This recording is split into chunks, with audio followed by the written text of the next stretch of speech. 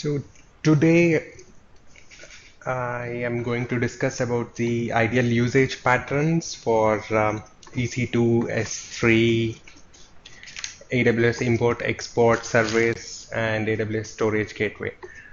Along with that, we will create a Windows EC2 instance, and we will also create a Linux EC2 instance. We will look at group management, user management, a little bit about Elastic IP, which is some sort of public IP, which will be static, uh, which is very useful in managing the EC2 instances. And also we will look at the Elastic Load Balancer service, as we are using multiple web servers and multiple MTA servers across EM or across different regions with our EM product, and even with CM. We are using load balancer. So Elastic Load Balancer is a very useful service. It is more elastic than the traditional load balancer service. We will look at how we can use it, just a brief introduction about it. So I thought we will start from the part where how somebody can create a new user.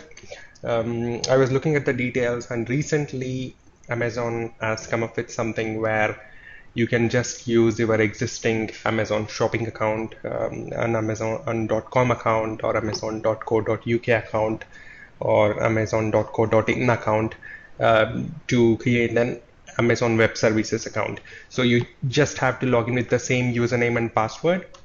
When you log in, it will give you an option to enter your credit card details.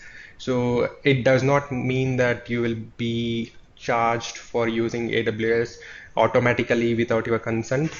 So just to validate you, it will deduct 2 rupees. I think it is 2 pence and some less than $0.25.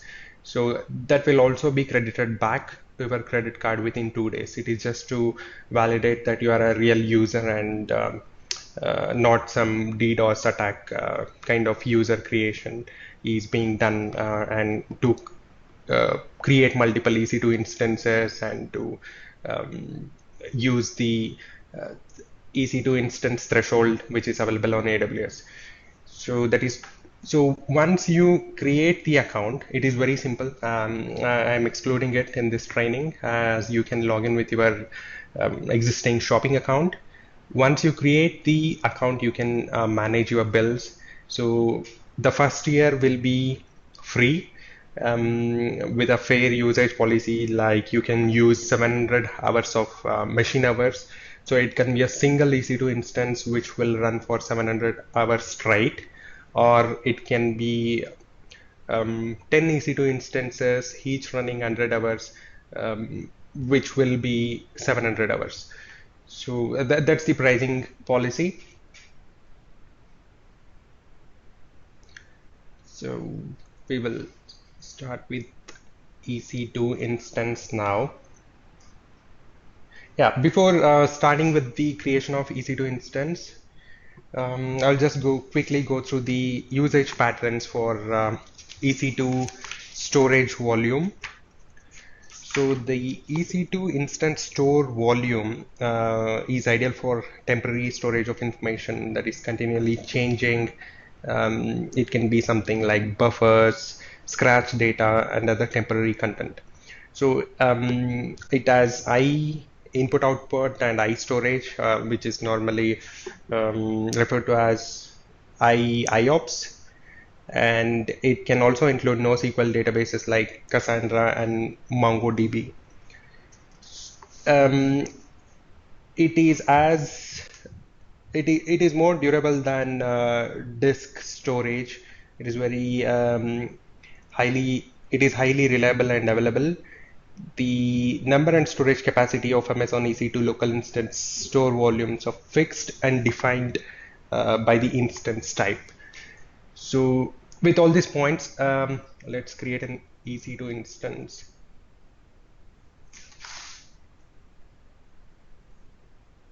So as this is on a network and the Windows EC2 instance will take some time to be provisioned, if you have some questions or if you want me to do something in a different way when I'm creating the EC2 instances, you can let me know.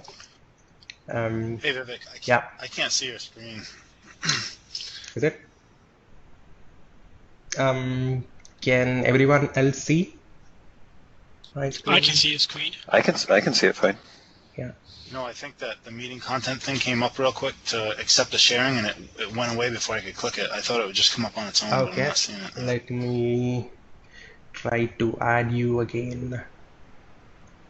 Plus, my Skype window was like frozen or something. I can't move it. Yeah. Maybe you and Gunjit and Praveen also need to reconnect to the meeting because I think all Okay. these gray monitors, it means you are not being able to see the presentation. All right, I'll be right back. Yeah. Mohan and Praveen, can you see the presentation?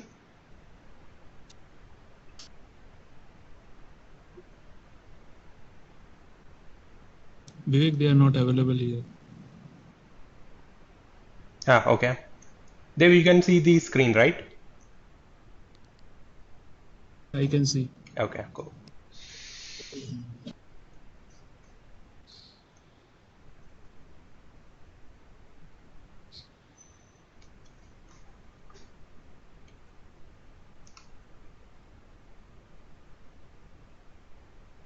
Zoom recording. Yeah. So we'll start with a new instance. So let's go to launch instance. If you are using your own personal account, you will be billed on the credit card, even though it is not auto debited. You will have to pay the bill because you would have signed an agreement that you will pay the bill. It is just like paying your telephone bill or internet bill. So make sure that you select the checkbox which says free tier only, and then go to Microsoft Windows Server 2012 R2 base instance. You can see it is mentioned it is free tier eligible. You can also select a different version of Windows operating system based on your requirement. You can select a Windows Server 2008 R2 or Windows 2008 Server base version. So we will select the Windows Server 2012 R2 base version. Again, we will get different options depending upon the number of CPUs available and the size of memory available. So we will again select the free tier EC2 instance here. Click on configure instance details. So we'll keep all of this default for now. And if we have some IAM role, if we have created a group or if we have created some 5 to 10 users, we can add them under this IAM role. We will create the users and groups later. So we'll just click on add storage. Add storage is nothing but the drives which are available in the traditional Windows machines. If you are installing Windows on a new server or a new laptop or desktop, you can divide the available storage. You can create volumes C, D, E, F, E, and F drives based upon your requirement. So here we are adding one additional drive, which is part of the free tier. If I add a second EBS volume, it will generate some bill. So we will just add one EBS volume here and click on tag next, tag instance. We will name this as Windows 1. I have already created Windows key, so I'm using I'm using one in addition to Windows just to differentiate the existing instance. Value, we will say it is training.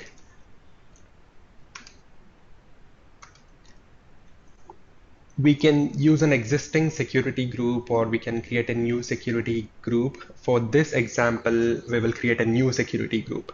So this is also the place which is very important, as we will configure the EC2 instance to make it available via RDP, or to get a site up and running on it on port 80 or port 443. So RDP already exists by default, because this is the only way we can log on to a Windows server. So we will add HTTP rule. So we are not running any website. We will not be running any website in this session. I'm just showing how we can add port 80 and port 443 rules.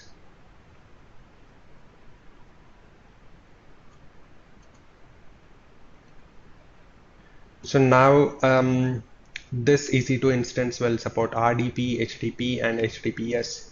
Click on Review and Launch.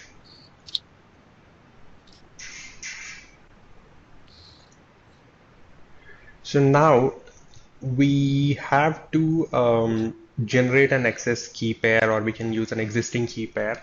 We will create a new key pair. We will name it as Windows 1.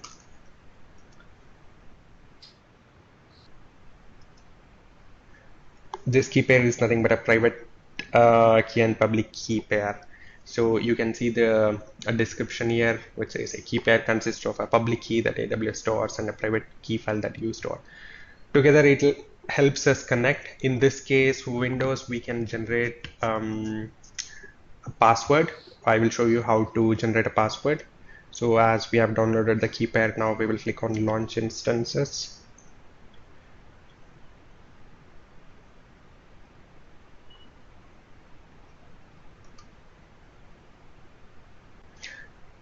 So this is the instance which we created now. You can see the instance state is pending. So it will take some time. It is just installing the operating system and configuring all the drives for us now. By the time it finishes booting up a Windows machine, we will quickly create a Linux EC2 instance. Again, I'm selecting free tier only, and we will select Red Hat Enterprise Linux 7.2. Again, we are selecting the T2 micro instance. We'll just add one EBS volume. We will name this as Red Hat 1.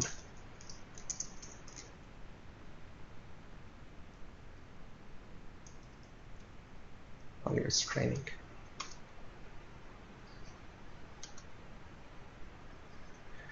So for a Linux instance, we have to use SSH to log in. The most popular tool for SSH is Putty. I have it installed on my laptop. I will show you how we can use the private public key pair available or provided by Amazon to log into the machine. So we will say Review and Launch.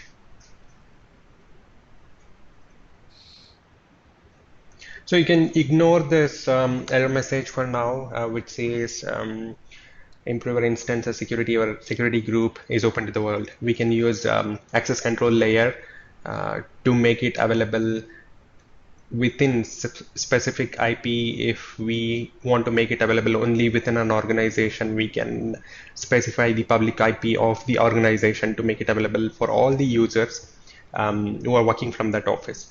I can also select the source as just my IP. By doing that, the particular EC2 instance will be accessible only from my laptop or desktop. I'm clicking on Launch here. Again, we will create a new key pair.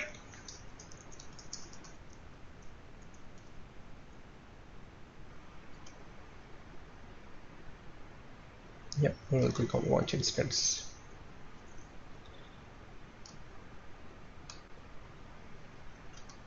Instances. So you can see that the Windows 1 instance which we created is ready. So this is why we have to use the key name and value key pair to tag the instance. Otherwise, if you look at our existing systems, if we are creating too many instances, we will not specify any key name. So in such cases, if you just have information on the instance ID, instance type, and availability zone, it will be very difficult to distinguish the EC2 instances. Even if you look at the public DNS field, it will be just a combination of the DNS name along with some random number which is generated by the AWS system. So to be able to distinguish the EC2 instance, it is best the best practice is to use the key name field where you can name it to be able to recognize it. So we will go to the Windows 1 instance now. Now you can see that it has a public IP, it has a public DNS. So now, as this is a Windows instance, to be able to log in, we need to RDP into this instance with the username and password. So now, how to get the username and password for this? So we have to select this instance, go to Actions, and click on Get Windows Password. So in this screen, we have to choose the PEM file, which we generated while we created the instance. So using this private key, the password is descripted and it will be available for us. So we'll copy this password somewhere.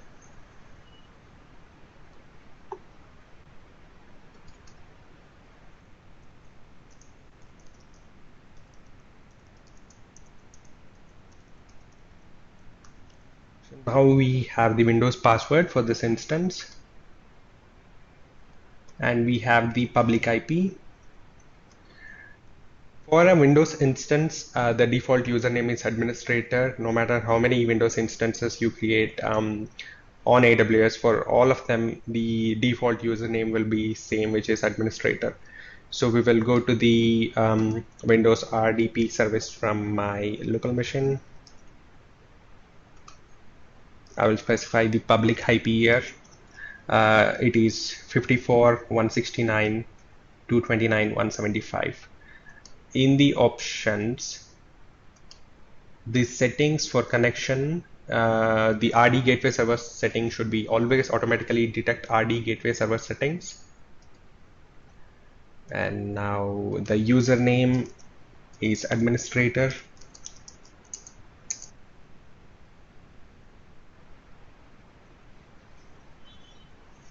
Click on connect now. So now we have to use this password which we generated using the private key. So this is the normal message which we get when we are connecting to any Windows server for the first time. So we will click on yes.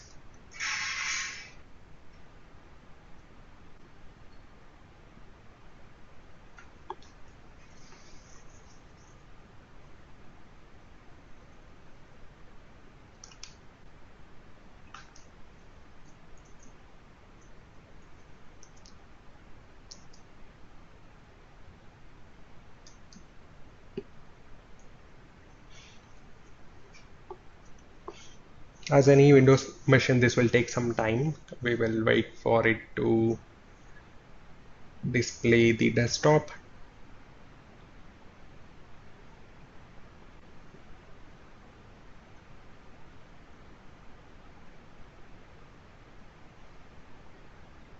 Hey Vivek, the Yeah. video here is a bit slow for me.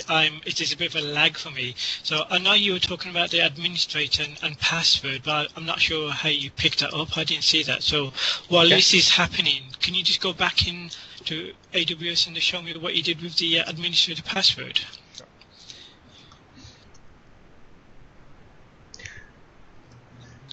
Vivek, Yeah.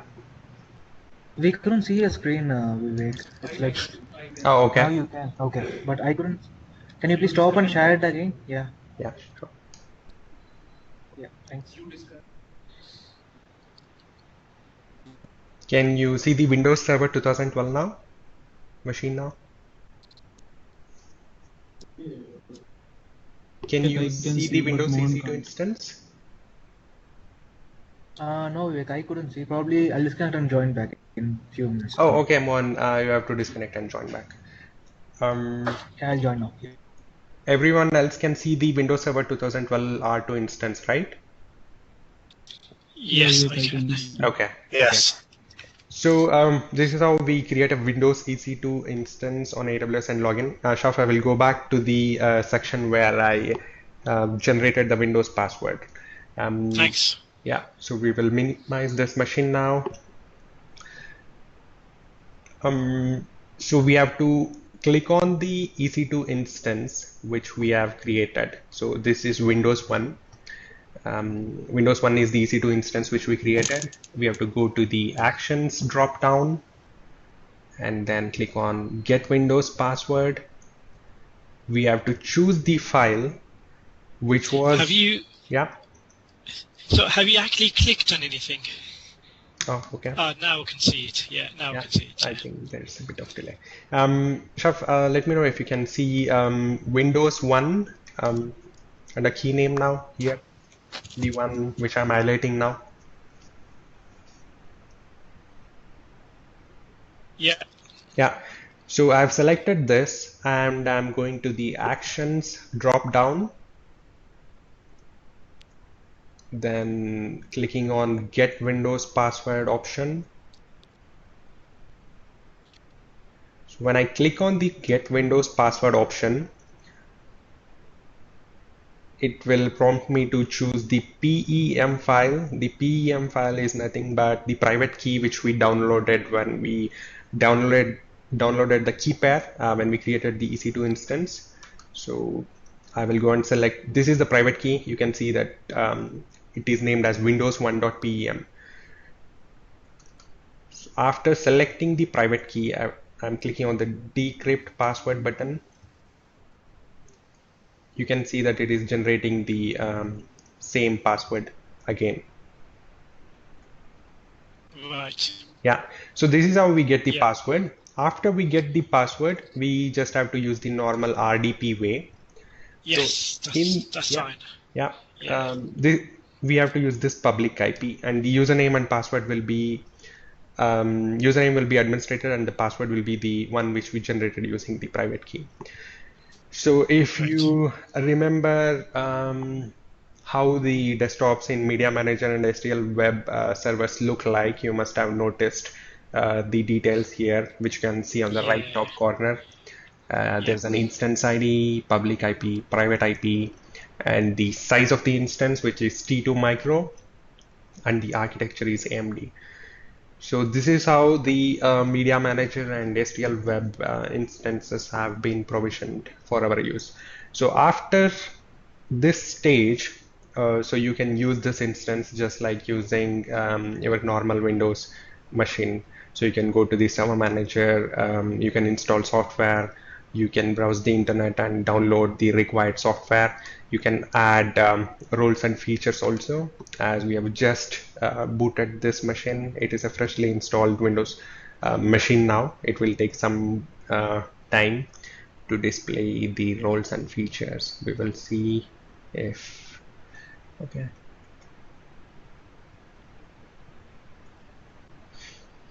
I think it is temporarily not responding. We will leave it at that and look at the Linux machine while it comes back to responding state. So for Linux machine, we can use PuTTY to generate the PPK file. So we have a PEM file now, but when we are using a Windows machine to connect to a Linux machine over SSH, we should have a PPK file. Only when we are using a Mac OS X or a Linux machine to SSH into another Linux machine, we can use the PEM file directly. So in this case, as we are using a Windows machine, we will convert the PEM file to PPK first. Okay. So I'll open the partition and we will load the PEM file which we have. We have to select all files. This is the PEM file which we generated when we created a new Red Hat 1 instance. I'm selecting the PEM file. We have to click on OK here. It has successfully imported the foreign key. And then we have to save the private key.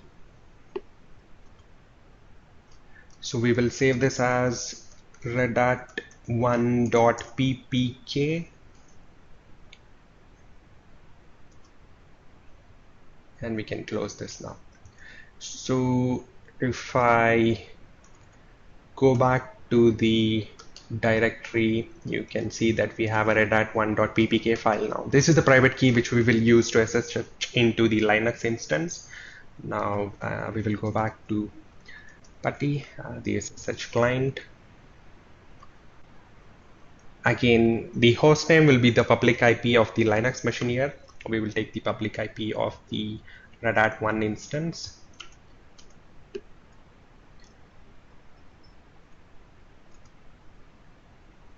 That's the public IP.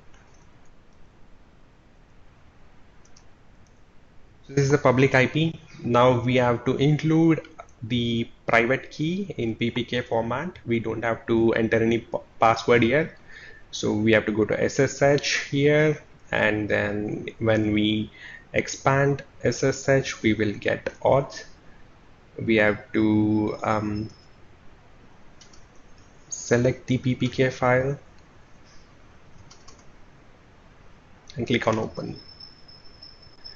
So this is a similar message which we saw when we were logged into the Windows EC2 instance for the first time. Now the server's host key will be added to our local machines registry. We will click on yes here. The default username for a Linux machine provisioned on AWS is always EC2-user. For Windows, it is always administrator, and for Linux, it is always EC2-user. We will say EC2-user. And we are logged into the Linux machine on AWS now.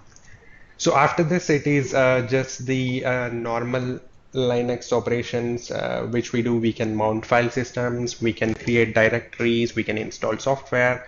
So I am elevating myself to super user on this Linux machine now. This is Red Hat Enterprise Linux machine. So now I can update this operating system. So you can see that operating system is getting updated now. So it is fully updated. Amazon will constantly update the AMIs, Amazon machine images, which will be provisioned on this EC2 instances.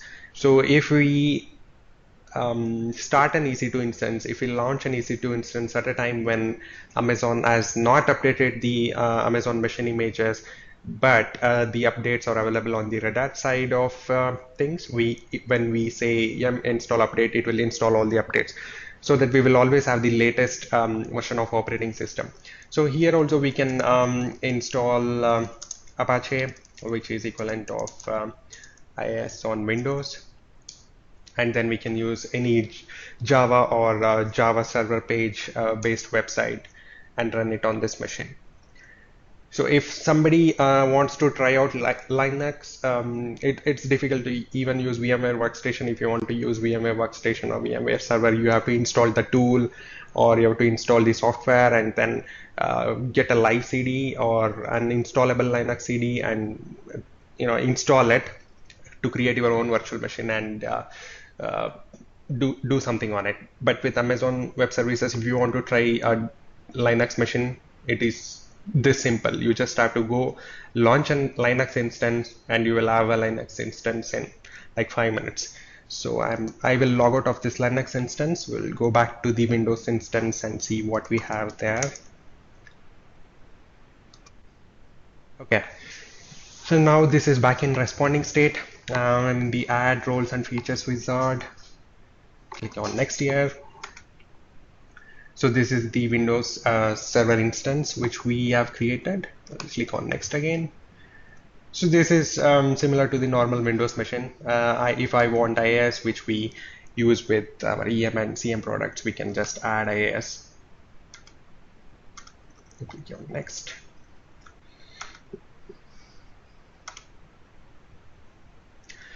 So it's this simple.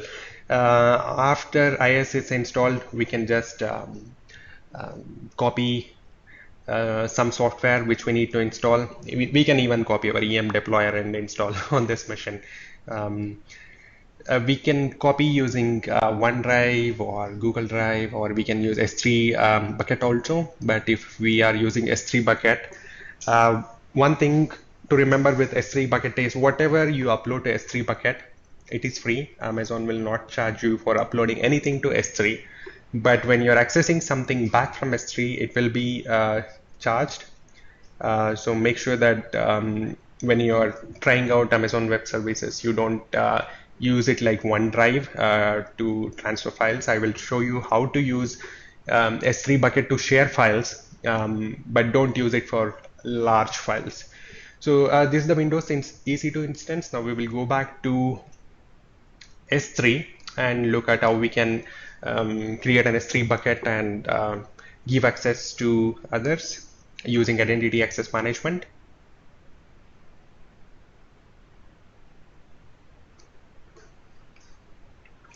So now the bucket name is unique across the world. It means no two buckets can be of same name irrespective of which availability zone they are present on, or which region they are present on, which company is using it. It is always unique. So we will create a bucket with today's date.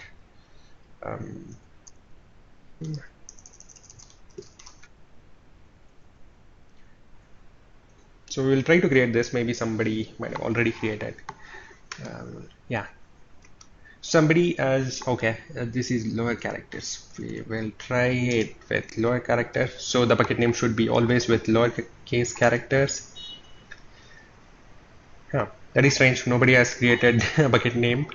Created a bucket with the bucket name as 2nd June 2016 yet today. So we have a bucket with name 2nd June 2016. Now I'm opening this bucket. So we will upload an object into this bucket.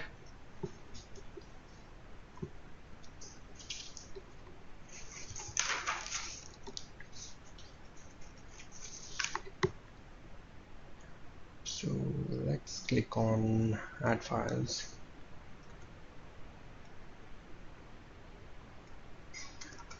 We'll add a small file and we will say start upload.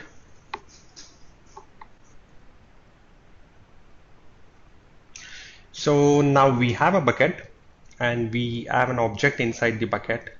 Now I want to make this available to Shaf, but Shaf does not have an AWS account. Shaf does not have a personal AWS account, but I want to make it available to him. I want him to be able to access it or download it.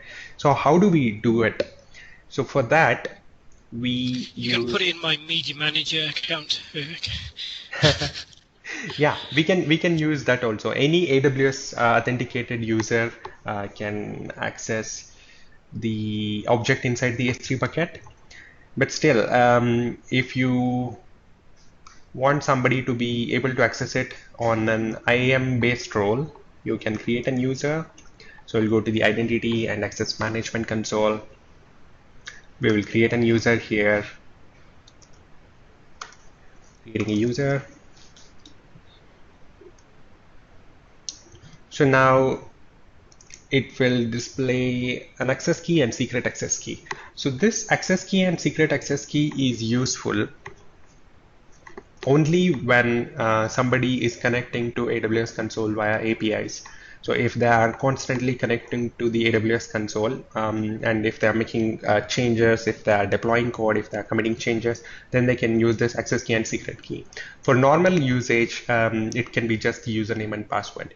But we will download this credentials for now, and we will click on close. Now we have a user here. So I'm clicking on manage password.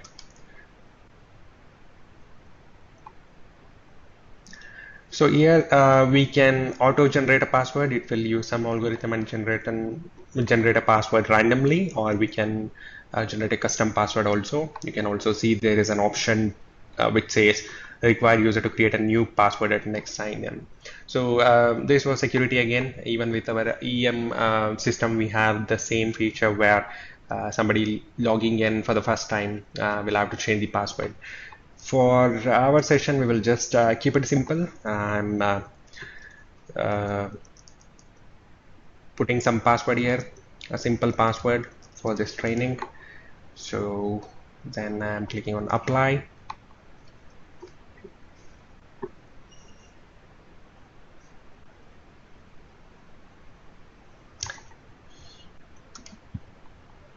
Okay. So there is a username, and I've created a password there for this user ID. Now to get the IAM link, I have to go to the IAM dashboard, the landing page of Identity and Access Management Console. So this is the IAM user sign-in link. So I will put this in the chat window for Shaf. Shaf, can you click on this link?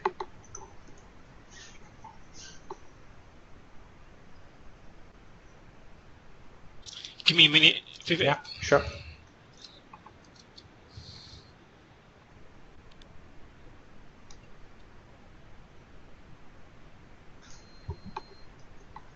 Yep. Do you want me to sign in? Yeah, so you can enter the username as Shaf, or let's do it from my screen here. Yeah, go for it. Yeah. Okay, I will use a different browser here. If I use the IAM login here, it will assign me off my root account. So this is the IAM link which we got from the Identity and Access Management Console's landing page.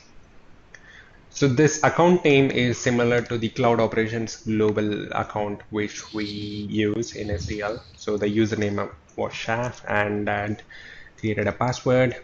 I'm signing in now.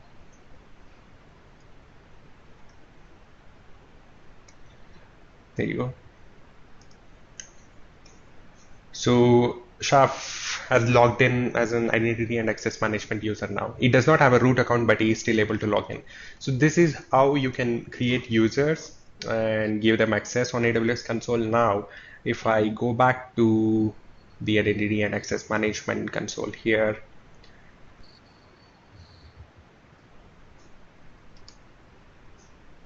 so Shah will not be able to see anything now because we have not given him permissions. So if he clicks on the EC2 management console, so he will get the message which says he does not have access, or it does not have authorization to see all the running instances or dedicated hosts.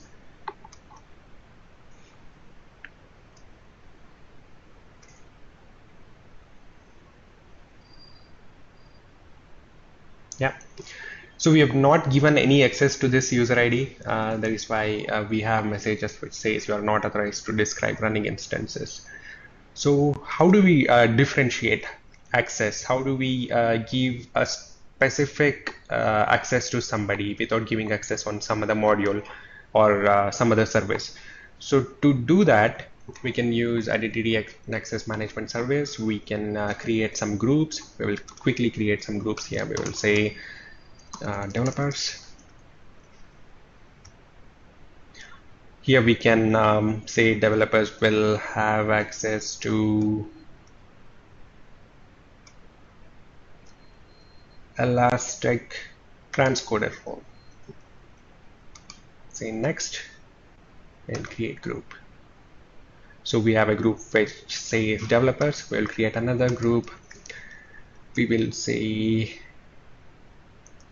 database administrators, or we will just say database. Clicking on next.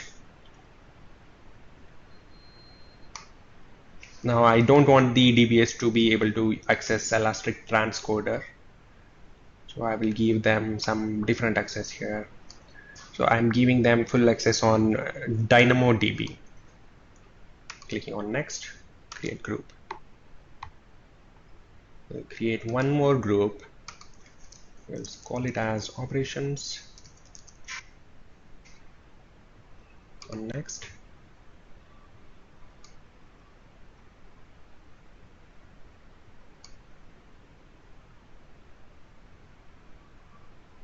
We will give them full access on EC2. Next, create group. Okay. Operations. Users. So we have created 3 groups: developers, database, DBAs. We are calling it database. So, and then operations group. Now, if I'm clicking on the operations group, it says that it does not contain any users yet. I will say we'll add users to the group. So we just have one user at the moment now. We will select Chaf. We will add users to this group.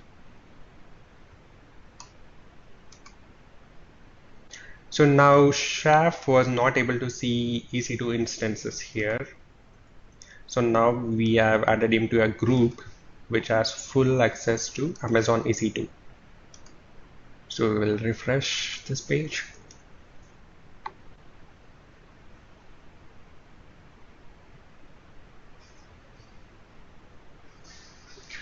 So now he's able to see everything under the EC2 console. So if he goes back to the main page of the Amazon Web Services, if he goes to some service like Identity and Access Management, so he will get the message saying that he does not have permission or access. But if he goes back to the EC2 service, he is able to access everything now. As he has full access, so he can even launch a new Windows or Amazon Linux. You can see that we are logged in as Chaf here, and this is not my root account. So this is how you can give permissions to IAM users. You can restrict their access, or you can give them more permissions. So when you have different set of users like developers, testing engineers, operations people, and DBAs, everybody does not need to access every service. So if something goes wrong, it will be very difficult to identify who made what change. We can use the CloudTrail service, which is available on Amazon Web Services, but when we use a CloudTrail service or CloudWatch service, there will be some additional cost. So when you're starting with something, when you're starting with less, so Identity Access Management gives you a lot of power to control how the resources are accessed. So that's about the basics of Identity and Access Management. So there are a lot of policies also which can be applied. All the policy files on AWS are mostly in JSON. So it is very simple script format. If somebody looks at a JSON file, if they have some basic idea about HTML or JavaScript, they will be able to understand the format.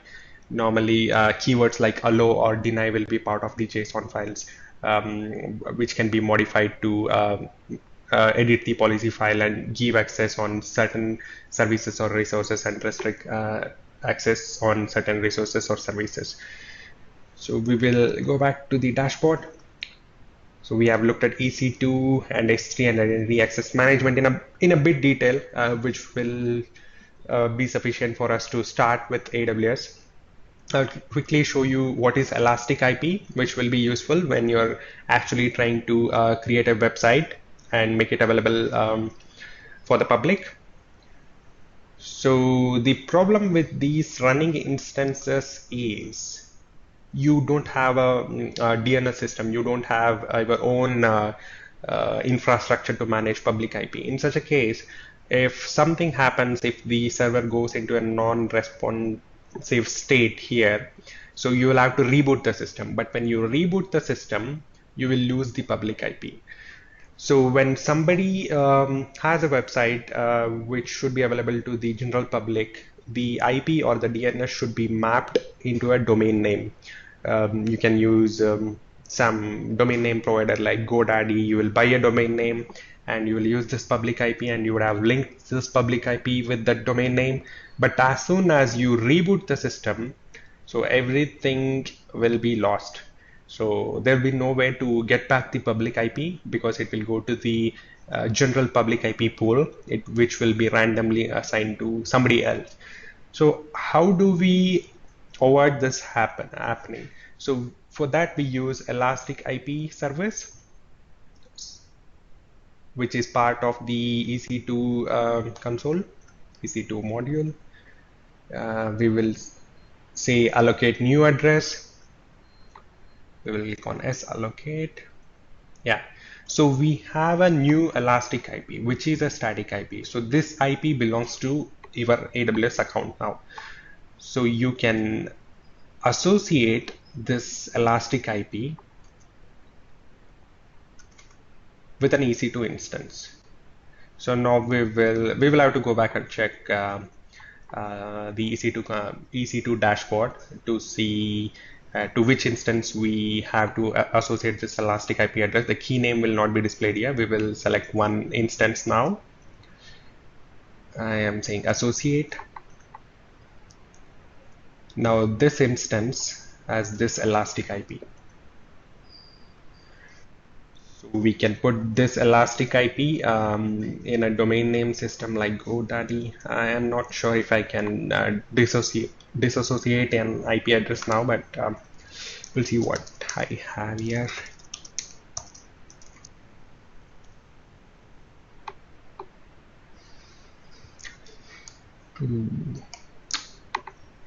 Maybe I don't remember the password. We will leave it at this for now. But yeah, so most of you might have used some sort of domain name service provider where you can just specify this Elastic IP and associate with the domain name. So suppose if you have some website which says sdlcloudservices.com, you can associate this Elastic IP to sdlcloudservices.com and make it available. So no matter how many times you restart or reboot the service, it will still be the same Elastic IP, and it will work fine. So you don't have to invest in managing your own infrastructure to manage the DNS there. So that's Elastic IP. And one more useful feature in EC2 is the Elastic Load Balancer. So this is nothing but the normal load balancer which we use. It is similar to the normal load balancer. If I say create a load balancer, it creates a load balancer for us. So we can go back to an existing EC2 instance. We can create an Amazon machine image AMI. Using that AMI, we can create another EC2 instance. So we can combine 2 or 3 EC2 instances, or even 10 or 50 depending upon our requirement, and associate all of them with the load balancer. There are different types of load balancer depending upon different requirements.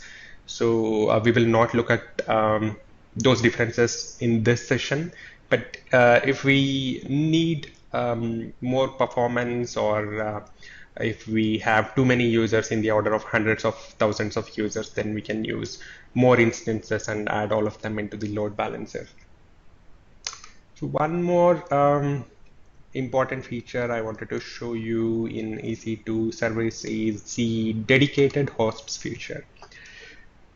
So this feature helps companies who have invested a lot in procuring licenses, Microsoft licenses or Microsoft SQL Server licenses, and many other software which comes with a server.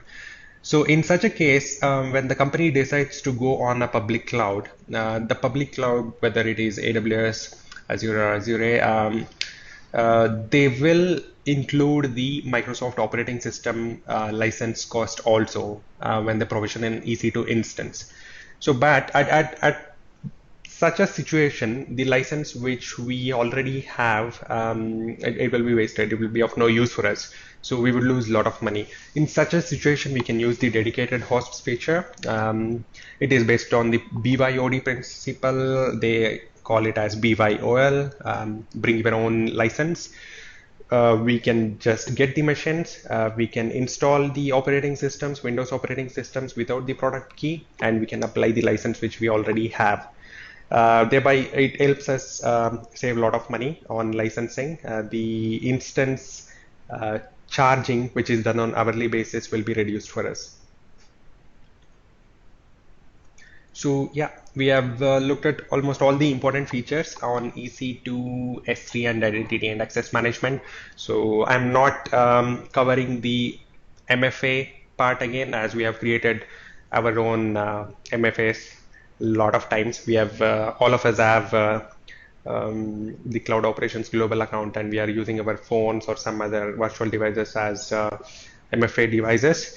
So we have looked at how we can create groups and give different levels of permission, and how we can create users and add to the groups. So these are the basics. And about S3, the usage pattern for S3, it is a storage and distribution of static web content and media. The content can be delivered directly from Amazon S3, since each object in Amazon S3 has a unique HTTP URL address. So this is an object-based storage. It is very useful in storing HTML files, images, videos, and client-side scripts, such as JavaScript, basically. It stores object redundantly on multiple devices across multiple facilities. And when you look at the performance of the S3, many developers prefer to pair Amazon S3 with a database. So that's about S3. Yeah, and I think we have looked at all the basic services which we use normally and which would be useful for us to start with Amazon Web Services. So now all of you can try to create your own personal account whenever you get time and experiment with it. So just keep in mind, when you upload some object to S3, it will be free, but when you download it will be chargeable. And never create an elastic IP, because if you forget to dissociate an elastic IP from an EC2 instance after terminating the EC2 instance, it will be chargeable, and the charge will be something like $0.5 per hour. So if you forget it for a week, it will be a big bill. So, but you can experiment with the free tier EC2 instance and identity and access management roles and AMIs and security groups. So after you try it, if you have any doubts, you can get back to me.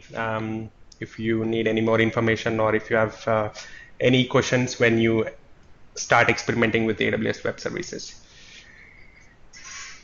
So any questions?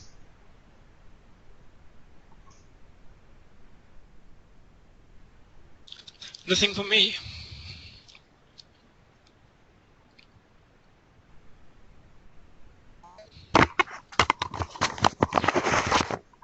I'm good. Yeah. Thanks for taking the time to train us on this. No problem. Yeah, thank you. That was very good. Thank you, Raman. Yeah, thanks, Vivek. Thank you. If nobody has any question, we can end this meeting here, and I will share the recording with you guys. Awesome. And if you have any questions anytime, you can ping me on IM, or you send me an email if I'm not available. If you are exploring or experimenting, we will try to fix it if you run into any issues. Cool. If we mess up, can we send the bill to you?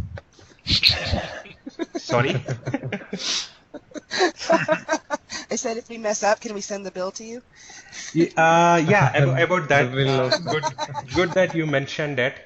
So when you start with AWS, if you are a first-time user, so as you will be validated with your credit card, And in India, we are validated with the PAN card, also something related to the income tax department. It will be unique. I think in the US, it will be the SSN number. So if you mess up something and if you get a bill which says a few hundred or few thousands of dollars, you can write back to Amazon and say that you're a first-time user, you made some mistake, and ask them to waive off the bill. So they will waive off the good bill luck for with the that. 6 to 9 months. I love that. So if you're making any mistake, if you're planning to make mistakes, do it within 3 to 6 months when you start using AWS. That's good to know. Yeah. What we need is the company credit card. Does anyone have the details for that? Yeah, yeah, we can use that also. And then we can use create large machines also instead of just using the free tier machines. Yeah. Yeah. Well, that's great. Thanks for that, Vivek. That's quite in depth, and I think that's a good starting point for everyone. Yeah, no problem. So thank you, everyone. Absolutely. Yeah, excellent. Thank you. Yeah. Thank you. Thanks, Thanks, Vivek. Vivek. Thanks, Bye. Vivek. Thanks, bye all.